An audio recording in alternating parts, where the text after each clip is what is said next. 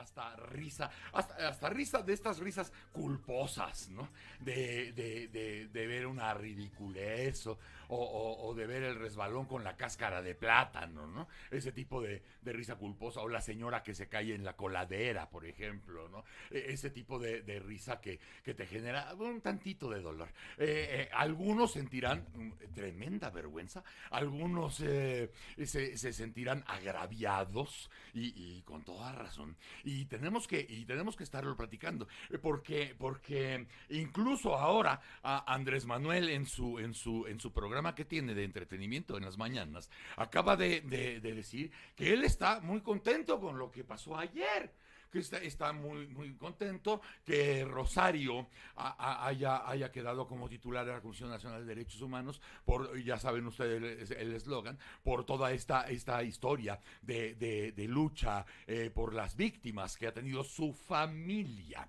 Evidentemente ustedes que siguen el programa, y si no siguen, entérense, siempre pusimos a un lado las credenciales o los logros o las posibilidades de Rosario Piedra. Nunca hicimos la mixtura, nunca mezclamos la gimnasia con la magnesia. Una cosa era el proceso que se estaba viviendo y otra las credenciales que pueda tener o no pueda tener la señora Rosario Piedra. Siempre lo hicimos hincapié en eso para que ni siquiera de lejos se pudiera sospechar de que era mandar patadas a una tercera persona. Nunca, jamás de eso. Pero ayer ya cambian las cosas, porque Rosario, viendo lo que estaba pasando, se pudo haber cubierto de gloria diciendo así no.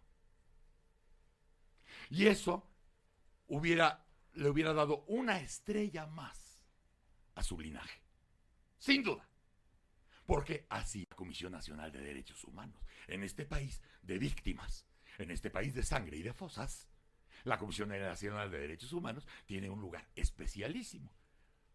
No lo hizo y se convirtió en una más de la porra que vimos ayer. Ni hablar del peluquín. Para hablar de ese asunto, ya está con nosotros el senador Julen Rementería. Senador, ¿cómo estás? Muy bien, Broso, muy buenos días. ¿Qué tal dormiste? Bien, poco pero bien. ¿Pudiste dormir bien? Sí, el de la culpa no fui yo. Yo, junto con otros senadores, hicimos nuestro intento para que esto no se atropellara. Como bien lo dices y lo refieres, me parece que es lo sustantivo. No a quién pusieron, sino en la manera en la que lo pusieron. Y en todo caso, cómo se desarrolló todo este procedimiento, que no inició mal ayer, inició mal desde el 30 de octubre, que es cuando se plantea un procedimiento contrario a lo que establece la propia ley de la Comisión Nacional de los Derechos Humanos en su artículo 10 ter, en donde dice, si no lo alcanzas la mayoría calificada en una votación, tienes que devolver necesariamente la terna para que la comisión o las comisiones involucradas, entre otras la de derechos humanos, puedan mandar una nueva terna. Y eso no pasó, porque desde el principio... Se votó 3 veces la misma. Bueno, diríamos que se estaba 3 veces votando y se pretendía que ayer se pudiera votar una segunda, tercera vez, o sea, un tercer bis o alguna cosa así. Sí, 3 bis. Pero la verdad de las cosas es que lo que vimos fue primero que a pesar de que hubo un proceso que hay que reconocer, porque con las cosas algunas también hay que decirlo también, la Comisión de Derechos Humanos del Senado, junto con otras comisiones unidas, lograron un proceso, me parece a mí, que bastante prestigiado, en donde entrevistaron a muchísimas personas, hubo mucho tiempo de trabajo y lograron una terna. Y esa terna, como ellos tenían, me refiero a los senadores de Morena, la intención sí o sí de poner a Rosario Piedra, pues entonces no les daban la primera. Y entonces se inventaron, porque eso fue lo que hicieron, inventarse un procedimiento desde la JUCOPO, la Junta de Coordinación Política, para decir, no hagamos lo que dice la ley, vamos a hacer lo que estamos proponiendo nosotros. Y si no sale en la primera, hagamos una segunda, y si no, una tercera en otro día. Y tal cual. No salió en la primera del 30 de octubre, no salió en la segunda del 30 de octubre, y en la tercera del 7 de noviembre tampoco salió, pero la hicieron salir, porque lo que hicieron fue que habiendo 116 senadores, que ya ni siquiera está a discusión, Ya no. ¿Cuántos? Porque No. todo el mundo ha reconocido que había 116 y el artículo 102 de la Constitución dice, se debe de tener para la persona nominada 2/3 partes de los senadores presentes. De los presentes. De los presentes. No estamos hablando de cómo hayan depositado, si depositaron un sobre, un papel o una cosa en la urna. Al final se prueba con el video, en el pase a esa urna que había 116, eso está probado. 1 por 1. 1 por 1. Y solo hay 76 votos. Entonces, no había manera de poder realmente declarar legal esa elección. Y a pesar de ello, se empujaron y empujaron y empujaron. El día de ayer fue triste porque lo que ocurrió fue que queriendo lavar la imagen de Morena, bueno, hay cosas que no se pueden lavar, pero ellos pretendían... Pero en el proceso tiznado. Totalmente. Lo que dijeron, bueno, pues como en una posición magnánima, pues vamos a repetir el procedimiento en la mañana de ayer. Pero cuando... Que no les va a dar. Y que no les va a dar, entonces manda a los mismos senadores de Morena a que voten en contra de la propuesta del mismo coordinador. Imagínate, el mundo al revés. Nosotros defendiendo la propuesta de Monreal y los senadores de Morena echando atrás esa propuesta. Que es mucho del modus operandi 4T. Pues sí, al final de lo que estamos hablando es una auténtica y verdadera simulación, porque eso es lo que ocurre. Sí, primero ofreces la gracia, que ya no estamos hablando del derecho. Ya ni siquiera estaría eso en lo correcto, pero dijéramos, bueno, dentro de todo el mugrero que hay, pudiéramos a lo mejor intentar salvar algo. Esa podría ser la intención leída desde la mañana de ayer. Es correcto. Conscientes de la tiznadera, pues quieren recapitular para no salir más manchados de lo que pueden salir y reponer el proceso. Para lavar el proceso, digamos. Para lavarlo, exacto. Para lavar el proceso, pero cuando no les ven dan los números, entonces es reviéntalo. Claro, eso fue lo que pasó. Eso fue exactamente lo que pasó. Y las imágenes al final de la jornada, muy lamentables porque, bueno, pues se ve que en el derecho que tiene cualquiera a manifestarse, incluso en la Cámara de Senadores, pues no se lo permitieron hacer al senador Maredero. Porque él lo único que quería era llegar a una posición donde pudiera establecer la posibilidad de levantar un cartel para decir, esto no se vale, esto es un fraude, esto hay que condenarlo. Como cualquiera lo podría hacer, sobre todo si eres senador y estás en esa sesión. Bueno, pues ni siquiera eso le impidieron. Déjame decirte, porque no se ve... Pero también Gustavo es canchero. O sea, él sabe dónde se está subiendo y sabe que le van a meter patadas. Y cuando él sube, porque sabe dónde está subiendo y quién lo está rodeando, afloja el cuerpecito. De hecho, déjame decirte algo, no sale en el video porque esto fue unos minutos antes. Él sube con un cartel y se lo quita a una senadora así por atrás, se lo arranca. Sí. Yo le alcanzo a dar otro cartel precisamente y entonces él estando en la mesa desde abajo yo se lo doy.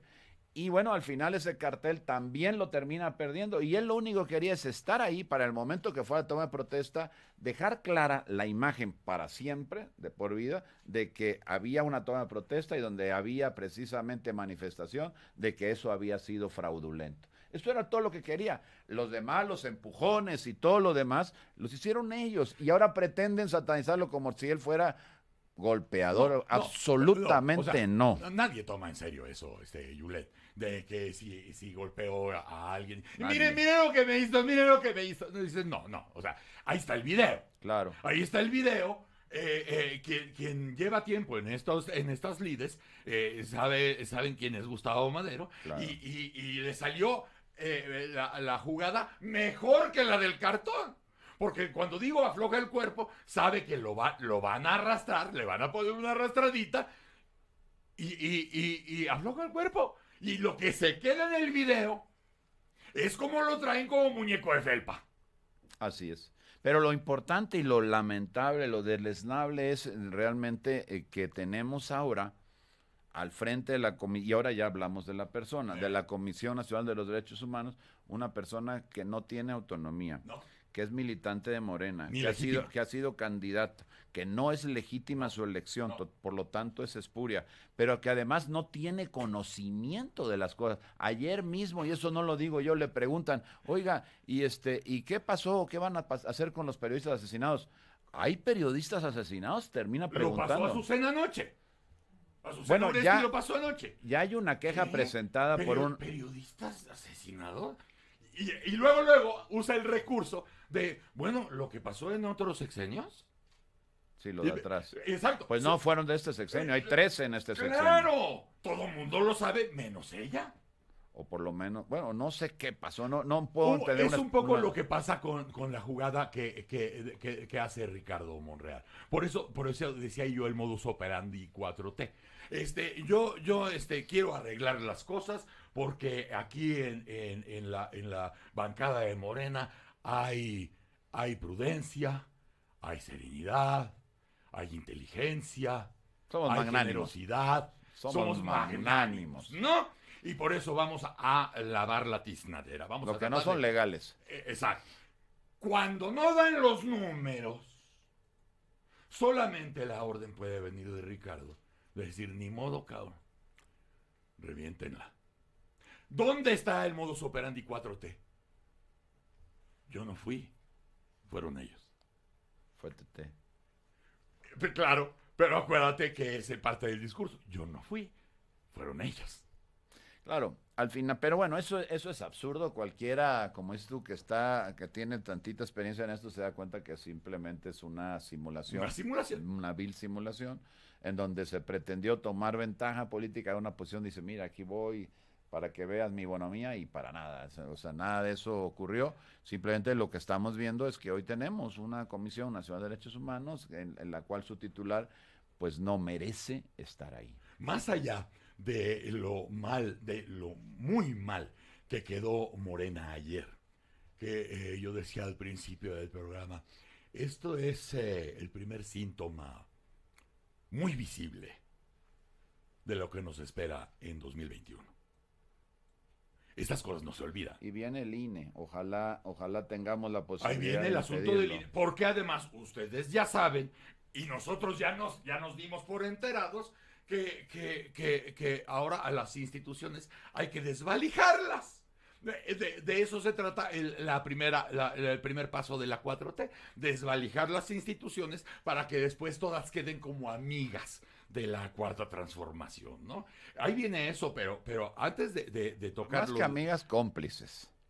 Sí, pues sí. Y no porque sea nuevo. Lo hemos visto todos los sexenios. Pero no lo que queremos que se repita. Pero lo hemos visto todos los sexenios. Yo le contaba a la gente, es decir, es el dinero. Con el dinero yo te puedo tener bajo control porque te puedo untar de dinero. En esta la diferencia es que yo tengo el dinero y no te lo doy hasta que me ruegues, cabrón. No te lo doy. Hasta que chilles, cabrón. Hasta que me beses la mano. Entonces veremos. Es la misma intención, el control, ¿no? Ahora, el Senado, a partir de ayer, Julián, queda heridísimo. El Senado en general. O sea, tú y yo hemos platicado de cosas que podrían haber distinguieron en su momento al Senado, como la capacidad de negociación, la presión, una serie de cosas que hemos platicado aquí en este mismo programa. Así es. A partir de ayer, el Senado quedó herido. Yo creo que hay que buscar precisamente, pues, recomponer esa herida. Al final entiendo, pues, y así es como sucede, en donde no se ve una cohesión que se había visto en otros momentos y que, bueno, por supuesto que lastima no al Senado, sino al país a partir de lastimar al Senado. Pues sí. Y entonces lo que nosotros tenemos es que buscar, más allá de encontrar dónde estuvo nuestras diferencias y ahondarlas, hacia adentro me refiero de los grupos que estamos ahí en el Senado, que hemos sido fuertes, coaligados en el pasado reciente, pues tratar de buscar cómo hacer para que esto subsista, porque lo que viene, a ver, estamos en el primer año, nos quedan 5 años, y dice, viene lo del INE y vendrán seguramente algunas otras ocurrencias, todavía quedan algunos órganos autónomos que destruir, no han acabado todavía con todos, No. Entonces, bueno, eso desde luego que lo que tiene que hacer es, lamentablemente no hay en este país otra instancia en términos de legislación que no sea la del Senado para poder frenar, pues, los intentos que están, pues, que algunos de ellos están consiguiendo y otros tendremos que ver cómo detenerlos. En los países con grado de civilización, en todo el mundo la clase política tiene un código. Y en países muy civilizados, los políticos en el Senado o en los parlamentos se pueden dar de topes y matarse entre sí. Y está bien, mientras haga un beneficio para la gente. Siempre el beneficio debe ser para la gente. Claro. Y en este caso, los primeros damnificados es la gente. Y en este caso, las víctimas. En un país desangrado, Yulen. Sí. Sí, es muy triste, la verdad. Y decirle, y yo creo que tiene que quedar, tú lo has expresado con perfecta claridad, que la gente sepa que no es un asunto ni de invento, ni del PAN, ni de nadie, es un asunto en donde no tuvieron una votación válida, en donde no alcanzaron los votos para proponer a la persona que propusieron. Que fue evidente para todo el mundo. Y que hoy ya está perfectamente demostrado que no son argucias nuestras para decir, oye, no queremos a esa persona. Al final ha habido votaciones que hemos perdido y las aguantamos, porque así es la democracia a la hora de contar los votos.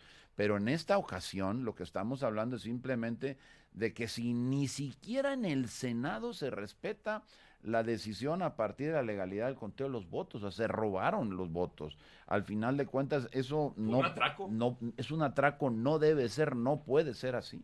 Entonces, ante lo que estamos es ante algo que debemos de buscar que no se repita más en este país. Dice tu par, Ricardo Monreal, en uno de sus famosos tweets.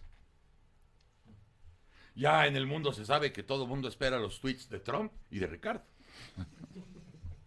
Y dice Ricardo, estrategia equivocada del PAN en el Senado. ¿Cómo esperan aprobar acuerdos si la diatriba, el insulto y la calumnia permanecen? Morena reacciona al discurso de odio y decide, por encima de la lógica política, no acompañar.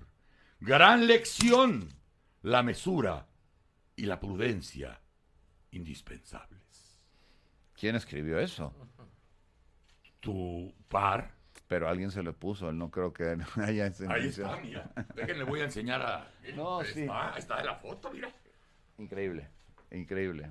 ¿Qué? ¿Cuál mesura? Mira, déjame contarte La algo mesura y la prudencia. Estrategia equivocada del PAN. ¿Cómo esperan aprobar acuerdos si la diatriba, el insulto y la calumnia permanecen? Casi les dice, ya ni chingan, ¿no? ¿Por qué se ponen en ese plan? Si nosotros somos caballerosos, si somos una pieza, si somos congruencia. En realidad... Si tenemos superioridad moral. Eso, no somos iguales, Yulen. No somos. Es el tema, que creen que tienen superioridad moral y a partir de esa supuesta superioridad moral, bueno, pues ya todos los demás son menos y a todos los demás tienen alguna otra razón que no tiene que ver ni con la ética, ni con la moralidad, ni con la legalidad, por lo cual me están discutiendo, argumentando algo en contra mía. Pero déjame decirte algo, cuando en la mañana se dice va a haber acuerdo, retiramos las mantas de protesta, se retiraron, la que estaba al costado se retira, porque dicen, no, ya va a haber un acuerdo, ok, pues si nosotros lo único que queremos es que se repita, en todo caso, para medio lavar la elección, y al final de cuentas, ven esta aritmética, no les da, y para atrás los files, y entonces es donde viene pues ya toda esta discusión, pero en ningún caso, hubo señalamientos impropios de nada del PAN hacia ellos. Cuando sí los hubo de algunos senadores, específicamente contra algunas senadoras de nuestro partido. Pero al final, ahí están los videos, ahí está el testimonio. Yo lamento de verdad muchísimo que esto se haya dado como se dio. México y la Comisión Nacional de Derechos Humanos, las víctimas pues merecen mucho más que lo que está ocurriendo, porque yo no sé cómo con esta comisión, con esta deslegitimación con la que llega, pueda tener posibilidad de prosperar. Y además, comprobando como comprobamos que pues no tienen idea de lo que está pasando en este país, cuando no sabe que también en esta administración ha habido periodislas que han sido asesinados. Bueno, eso además que quedó contundente, tristemente demostrado en la entrevista que le hacen ayer a la nueva ombudsperson. Pero aquí la cuestión es, ¿qué va a pasar con la oposición, Yulen? Porque nosotros ya logramos descifrar la narrativa con la que está trabajando la Cuarta Transformación. No importa qué haya pasado, lo importante es cómo te cuentan la historia. Y que esa historia, que no importa que sea cierta, sea aplaudida por millones de personas hasta intentar que sea cierta. O sea, se está reescribiendo la historia, no importa que haya sucedido o no. La oposición parece que no existe, Yulen. O sea, la oposición no pueden ser los madreadores de derecha en las redes. No puede ser esa la oposición. Pueden ser opositores y es muy respetable. Pero la oposición política, ¿dónde está? Bueno, pues está consagrada en los partidos. Ahí debiera estar trabajando, haciendo pues parte del trabajo. Todos, no me refiero solamente al PAN, sino a todos los que en El este PRI ya país, escogió, ¿no? en este país, sí, los que querramos ser, realmente marcar las cosas y proponer una alternativa distinta a la que está ocurriendo en el gobierno para México, pues ahí está el camino, a través de los partidos y a través de los representantes en las cámaras, y tratar de hacer nuestro trabajo en el señalamiento, en la propuesta. Pero lamentablemente, Broso, la oposición en este país ha entendido, y entiendo el señalamiento y acepto cuando se dicen, oye, es que la oposición pareciera que no existiera. Sí, porque se ha venido construyendo un andamiaje en donde a partir de estas conferencias de todos los días, hora y media por la mañana, lo único que casi se escucha es una mentira tras otra y una propuesta tras otra que no son cumplidas posteriormente, y entonces construyendo esta narrativa de escribir la historia que no existe, que no es la que ocurrió, pero es la que quiero que la gente empiece a ver como la real.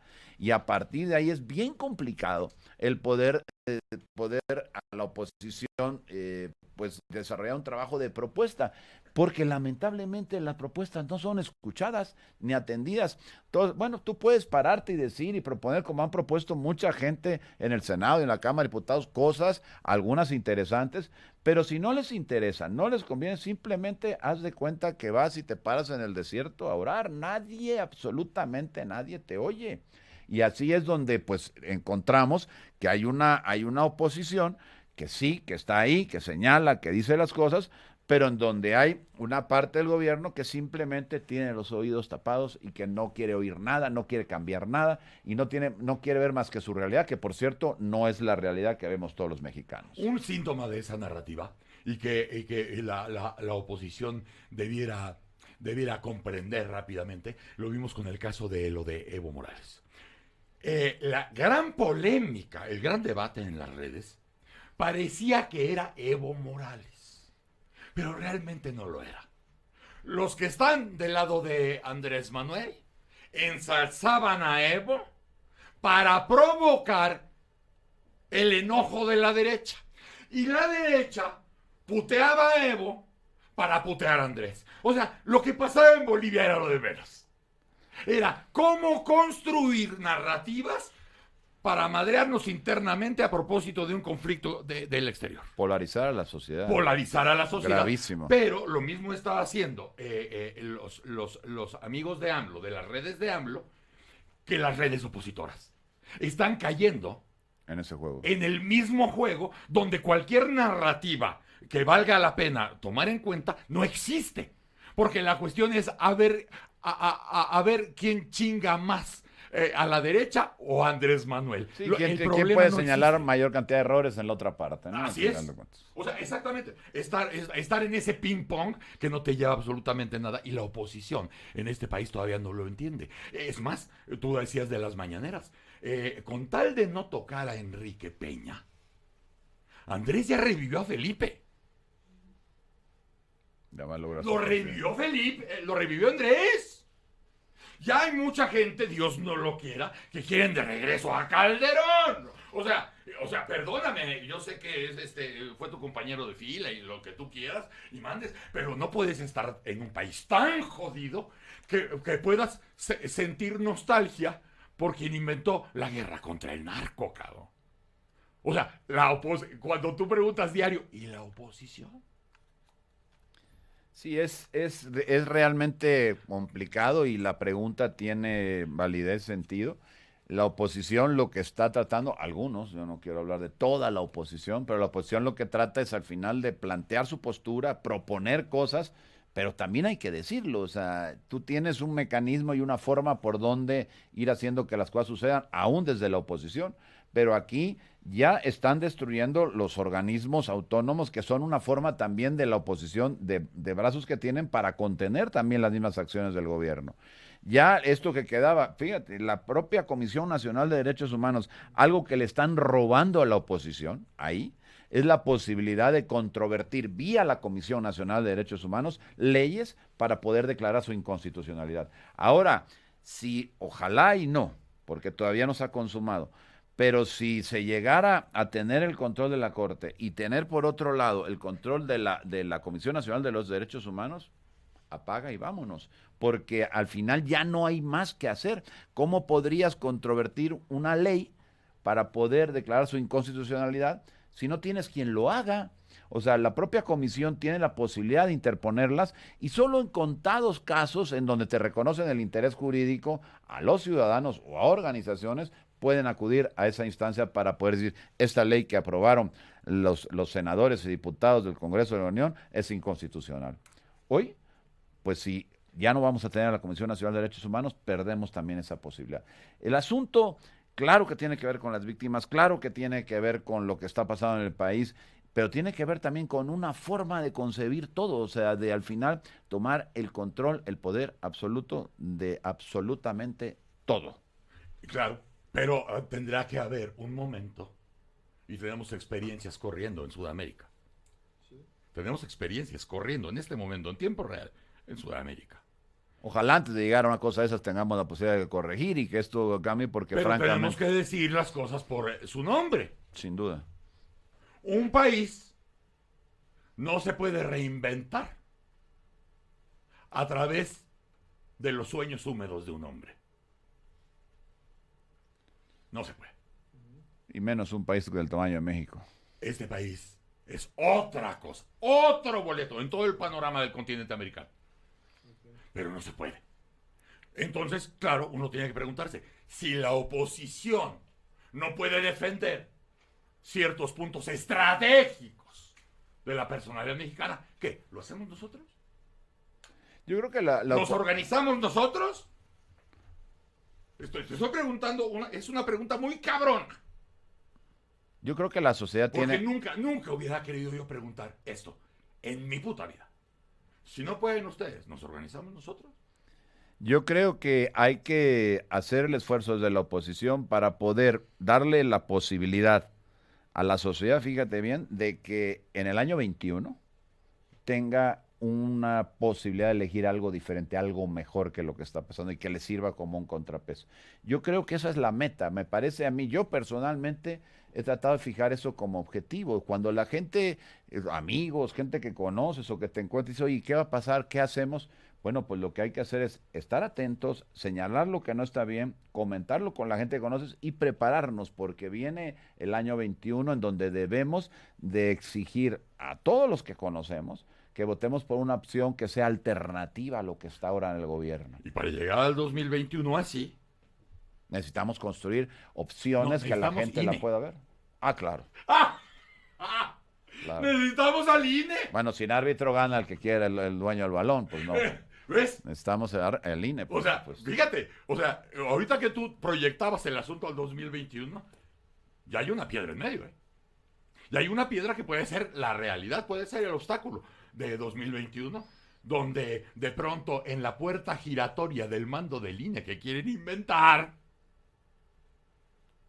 a lo mejor hasta esa opción queda en sueño guajiro. Pues está sí, cabrón. Pero eso, vamos, ojalá tengamos la posibilidad. Porque los cambios al artículo 41, me parece, van a tener que pasar por el Senado. Sí, eso tiene que pasar por las dos cámaras. En diputados la van a sobar, pero les va a llegar a ustedes. Yo espero que tengamos la inteligencia y la madurez y la determinación, los que estamos en la oposición, para decirle, eso no pasa. Ojalá. Y ya lo platicaremos, Julián. Pues sí, aquí estaremos platicando. Ojalá lo platiquemos como un logro de la oposición y no como un logro de la 4T. Ojalá que sea con cafecito y no con mezcales, ¿verdad? Pero bueno, ya llegará ese día porque todos los plazos se cumplen. Yulén Rementería, te agradezco, senador. Al contrario, Broso, gracias a ti. Gracias por venir. Yulén Rementería en El Mañanero. ¡Corte! Bitácora Internacional del Mañanero.